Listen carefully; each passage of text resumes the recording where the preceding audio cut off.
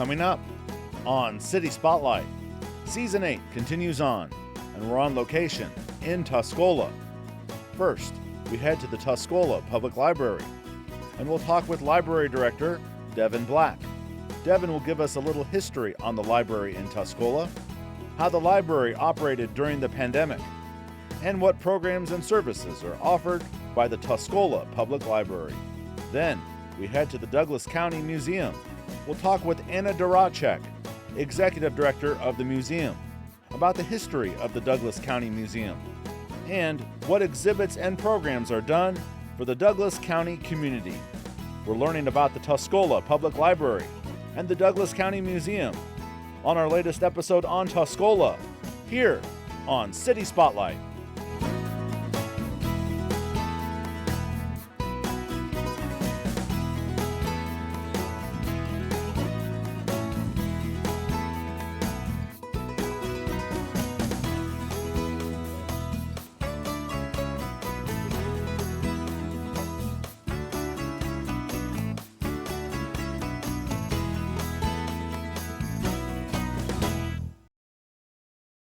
City Spotlight is supported by Consolidated Communications. CCI is honored to salute the cities and their leaders in the area, as well as providing TV, internet, and phone service to local homes and businesses. We live where we work and are proud to support the communities we serve. More information available at consolidated.com. And hello and welcome to another edition of City Spotlight. As you can see, we are back on location here in Season 8, and we find ourselves in Tuscola for this episode. And here in this first segment, as we tape here on May 5th, we're at the Tuscola Public Library. And to help us out, we welcome first time to the program, the Library Director here at the Tuscola Public Library, Devin Black. Devin, it's great to have you on. Thanks for having me. Great to be here back in Tuscola. We're going to feature two first-time guests and two different facilities that are used here in Tuscola. We'll start at the library and talk to Devin first before we talk about the library and everything that you provide to the community. You're a first-time guest. Tell us about yourself. Not much to say. I'm actually from Toledo, Illinois, out east of Toledo, Illinois, and I went to Eastern Illinois University, great university, just a wonderful thing. And, I ended up in the library world, and I worked at Effingham for a year, and then I moved here in 2013 and started working in February of 2013. And what got you interested in working at libraries and helping provide that service? So interestingly enough, almost everyone will say that they love books. I like books. I'm okay with books, but you just like books. It's just I tolerate books. Okay. But no, the opportunity to work with people, do events, and just the whole feeling, and libraries are positioned in such a way if you want to try and do something, there's not really anything stopping you from trying this event or doing this, and I really like that freedom, and I like interacting with people and just that whole milieu of stuff. Well, working at a library, you certainly get the chance to interact with a wide variety of people. Let's first talk about with the Tuscola Public Library. Devin, give us a little history about the library. So this building here is a Carnegie Library. So it was done by a grant by Andrew Carnegie that the Tuscola Women's Club, which still exists, it wrote the grant, and so that's what funded this building. And that was 1903. Now, technically, there was a library in town starting in 1899, wow. But I saw that in the Tuscola history book, but my knowledge doesn't stretch back that far. We have minutes of board meetings from 1903 on, Very so good. I can tell you more history about that. But before the 1899, I don't even know where it was at that point. Beautiful facility from the outside. What's inside is obviously the resources that you provide. What are any structural changes that you've had in recent years? How is the building holding up? Well, we had a big structural change in the 90s. Of course, I wasn't around then. I was 10 years old. But the addition off to the side here that provides elevator access and stuff for those that are handicapped, that's a new addition. But the whole main building where all the books are, the basement, that's all original 1903. Wow, great history there. Thank you. Very simple question here, Devin. So what does this library provide to the community of Tuscola? Well, the easy answer is books. That's you can see behind us, right? Right. Books for all ages, adults, kids, teens. We have movies and we have audiobooks. We also have electronic resources, all of those things. Right. Ebooks, audiobooks that they can. If you're a card member, you can stream or download. The other thing is we do tons of events. We do monthly. We do story times and travel clubs, and we do all kinds of discussions, book discussions. But we also do big events, like we do outdoor movies in the summer. We partner with Tuscola Tourism for that. Wonderful. We do a big Halloween party. I mean, we try to get involved as much as possible with as many things as we can. All right, very good. You listed some of those programs there. I know the story time had to be kind of changed the way it was done during COVID, and we'll get to that here in just a second. But that's a big thing that happens every Tuesday. Yes, Tuesday at 10. Every Tuesday at 10. All right, very good. And so, what has this been like for you? It's a fair question. Maybe the next time I talk to you, we won't have to ask this question. But catching up with people and talking to people such as yourself for the first time. As a public library, you obviously had to change the way you functioned and served the people of the community. Give us an insight as to what it was like to serve the community as a public library during the pandemic. Well, I mean, like all of us, it caught us by surprise. And so we had, during the stay-at-home order, we were kind of closed. I was still checking the box as people returned the drop box for books and stuff. Right. But then eventually we opened up for curbside and we went back to kind of normal service, but we didn't have programming events inside. In fact, we did, as you were mentioning, story time. We did it virtually for a long time, years at this point. So it became a virtual story time. It became virtual story time, except when the weather got nice last year, we started handling things outside. Beautiful. As much as possible. But thankfully, we're back inside now. Right. And fingers crossed, that's where we'll stay. So, okay. Not that we won't do another outdoor story time. Those were kind of fun in their own way. Reaction to people to being able to come back inside the library after, I don't know how long you had to operate under the Zoom, don't come in the building policy, but people's general reaction to being able to come back in the building?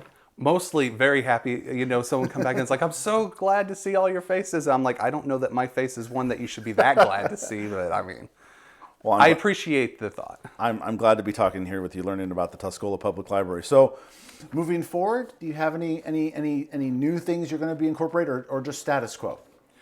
Right now, so status quo for us is always adding new things, you know, over the time. So summer's coming up, so we're doing summer read. Yep. That's our big program. We'll have plenty more events than we usually do, one-off events that we don't necessarily do month to month.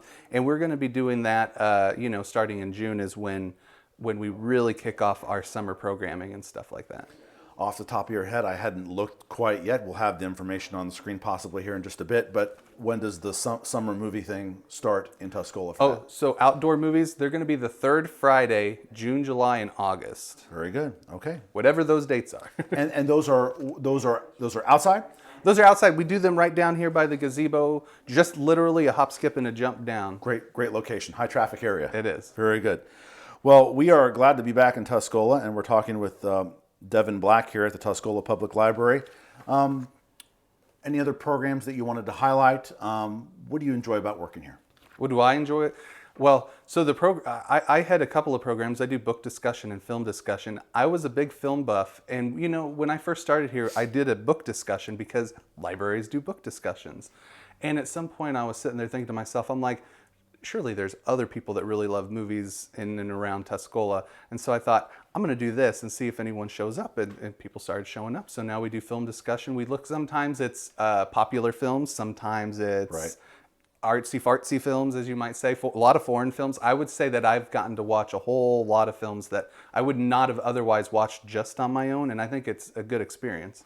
You and I should probably talk off camera because I'm a movie buff too. And there's just millions of movies. And I'm ashamed to say a lot of times, I haven't seen that movie, and it's considered one of the greatest movies of all time. I think this is a fair question to ask you before we wrap up with you, Devin. Pleasure talking with you the first time. I ask you, you know, what service, why is it important for this community to have this library? Again, reiterate the importance of having access to a public library. All right. I think my take on the library philosophy is a library is a place that you can just be.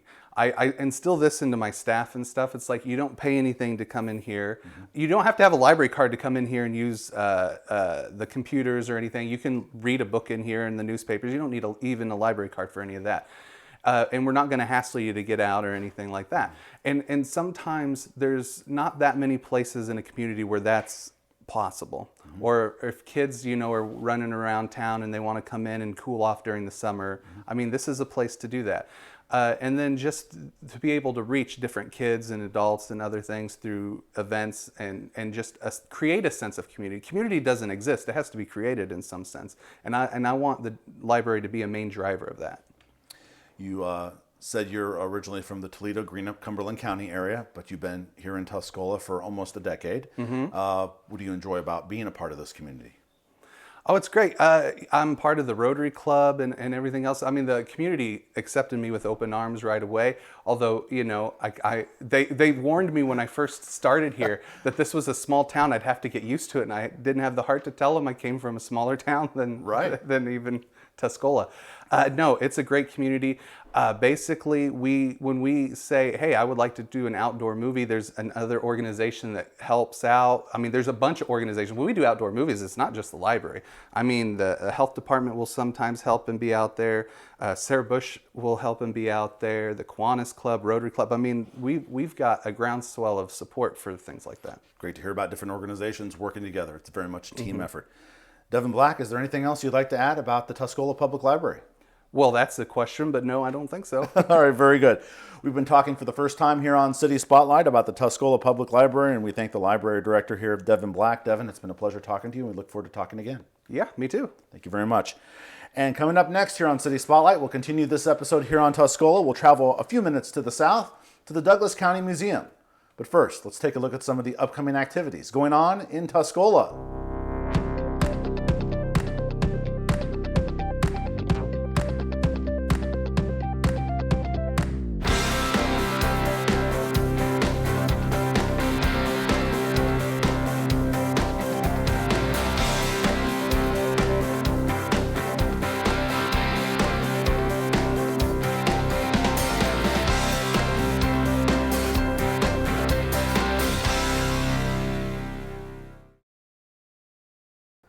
And we're back here on City Spotlight, this latest episode here on Tuscola. As you can see, we have traveled a couple of minutes south to the Douglas County Museum, and we are pleased to welcome first time to City Spotlight the Executive Director of the Douglas County Museum, Anna Dvorachek. Anna, it's great to see you. Thank you very much for having me today. Glad to have Anna on. She's a familiar face to WEIU viewers. We'll get to that in just a second. Anna, we're about to talk about the museum, but first, tell us about yourself. Well, I've been the director here for about 7 years. Okay. I grew up in Wisconsin, and I did my undergrad at the University of Wisconsin-Milwaukee and my graduate degree at the University of Louisville in Kentucky. So, that was fun in museum studies. What brought you to Tuscola, Illinois? So I was actually helping out a part-time position over at the Spurlock Museum at the University of Illinois. And this offer came open for the museum director here, and I just felt like it's a place that I could make a difference and a place that I could help grow. And so it just brought me in this direction, and here I am. Well, we're glad to have you here on City Spotlight. This is not the first time for Anna on this program. For me, I've been here before. I did a feature on a longtime WEIU program, Heartland Highways, many years ago. And Anna was a storyteller for the Tuscola This Is Our Story program. So glad to have Anna back on WEIU. But for Anna, for viewers at home that may be watching this episode and they're learning about there's a Douglas County Museum for the first time, share a little history about this place and what's it all about? Sure. So the Museum Association formed in 1984. The museum itself opened its doors in 1987. Okay. So we are based here on promoting the preservation of Douglas County history. We do events, we do exhibits, we have a genealogical and research library here that people can use, and people ask questions all the time, so that's really fun. We also have education kits for schools to check out and just try and do things out in the community to promote local history. We also have the Douglas County Historical Museum District, which there are only a few historical districts in the United States. Wow. So we passed by countywide vote a few years ago the formation of that district. That provides a tax base for us that basically takes care of our building and maintenance and things like that. And then our association continues to do events, programs, artifacts, supplies, anything like that. Before we talk about recent exhibits that you've had here at the museum, I think it's fair to ask you here, how was the museum impacted by COVID over the last 2 years? Sure. So like every other place, it was a big challenge for us because, we are based on community outreach. We are based on people coming to do research with us or coming to a program. Our membership funds the museum. And so for us, we took a loss in membership and took a loss in donations because we had our doors closed so no one could come and see. And as a local history organization, you're constantly kind of proving your worth and trying to show this is something worthy for you to fund. And when you can't do that outreach, it's challenging. So we did do some virtual programs. We did a countywide scavenger hunt where people had to go around taking pictures of different things out in the county. So tried to kind of do some things there, but then also working on our larger projects, our parking lot, our lights, things like that, that were more visual outwardly. And then also doing inventory and artifact work here within the museum. So tried to kind of switch around and do some internal things that really, needed to get done.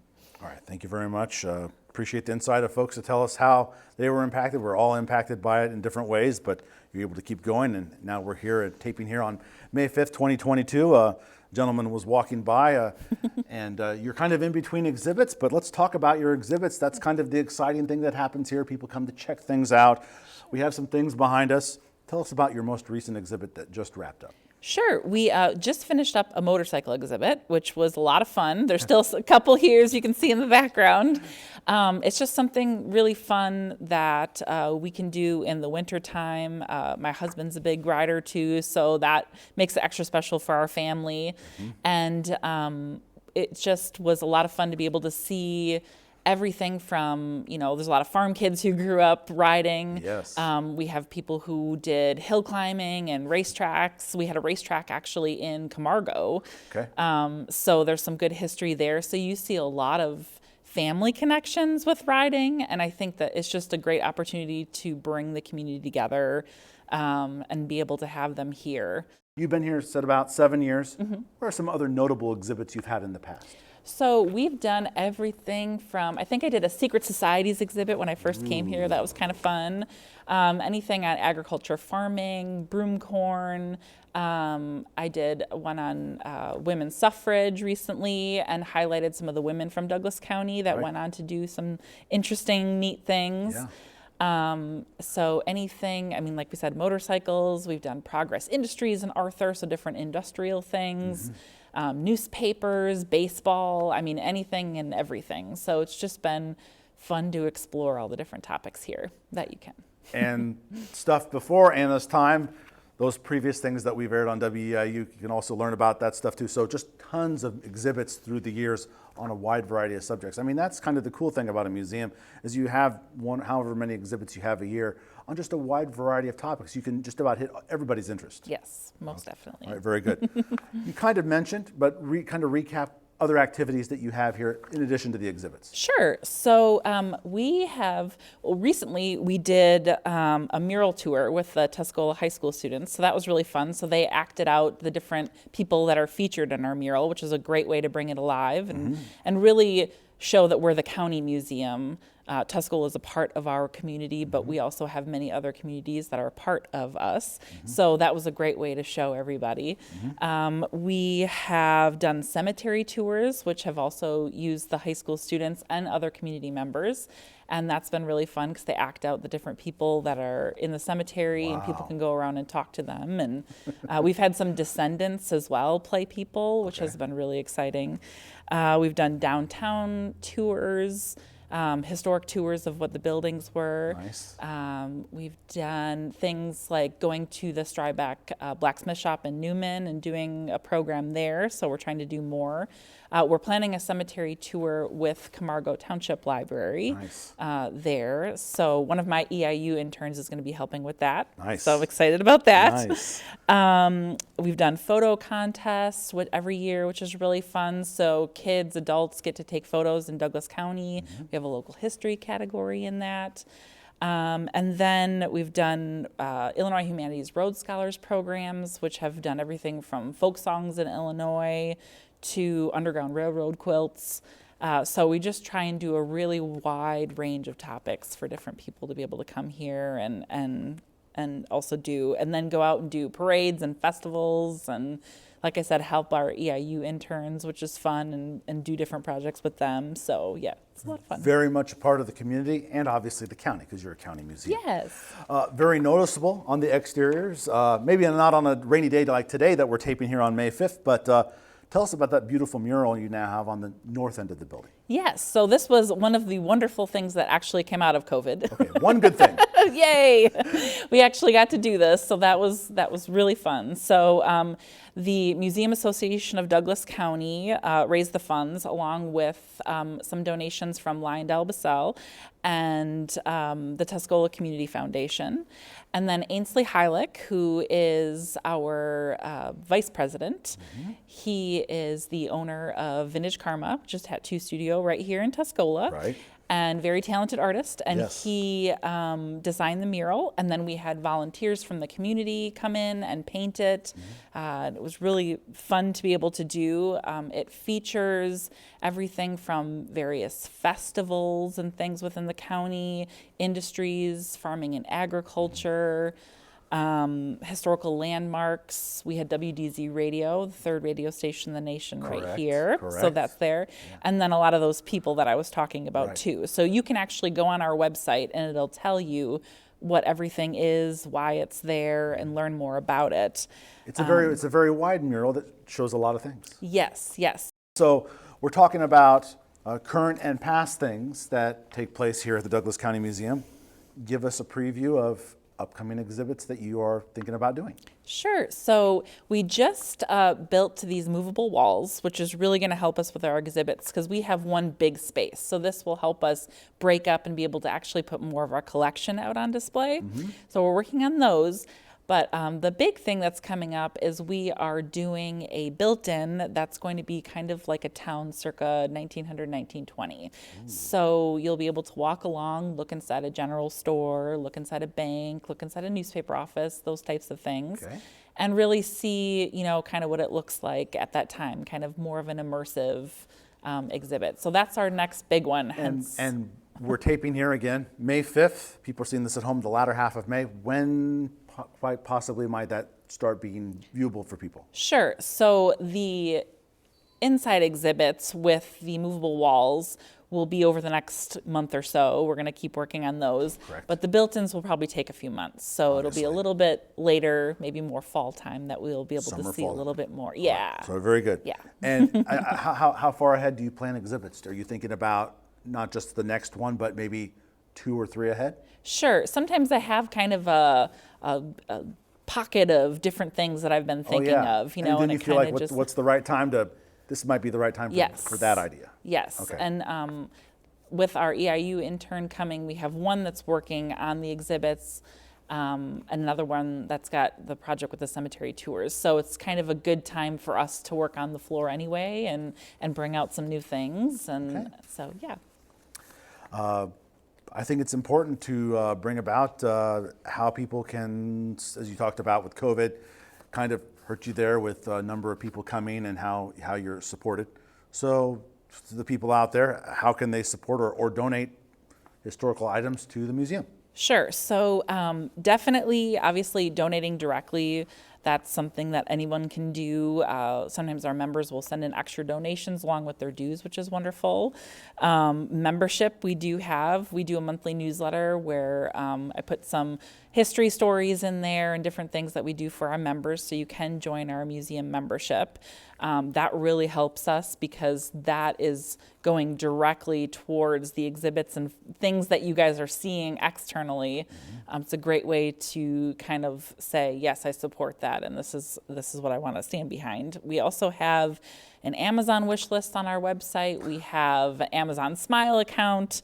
We have merchandise for sale here that people can get to support local history. And then really donating local history items, research, even things in our library that helps out, scheduling a tour, coming to visit, sticking something in the donation jar, anything like that. Our volunteers here logged over 800 hours last year. Wow. So there's a lot of really wonderful people supporting it. Let's give a shout out to the physically as well. volunteers. How important are the volunteers to you guys here? Yes, very, very important. I have, I rely on them for, I'm not locally born here, so it's wonderful being able to talk to them too. They're remembering things that I don't know about. They're informing me and giving me that wonderful local connection. And then now I married a Newman kid, so, now I've got even more history back there, and he can tell me about different things. So, it's been wonderful getting to know the people here over the years, and just kind of having that lovely basis of volunteers that do a lot of work here, and I would be hurting here if I did not have them. So I'm very grateful. We've learned a lot on this episode of City Spotlight on 2 places here in Tuscola where you can learn a lot at. We wrap up this episode here at the Douglas County Museum, and we thank Anna Dvorachek, the executive director here at the museum. Anna, it's great to see you again, and thank you for sharing what the Douglas County Museum is all about. Thank you, and thank you for taking the time to come here and talk. Appreciate it, and great job on preserving history in Douglas County here. Thanks. And that'll do it for our latest City Spotlight episode on Tuscola. We've been on location here for City Spotlight. Thanks for watching. City Spotlight is supported by Consolidated Communications. CCI is honored to salute the cities and their leaders in the area, as well as providing TV, internet, and phone service to local homes and businesses. We live where we work and are proud to support the communities we serve. More information available at consolidated.com.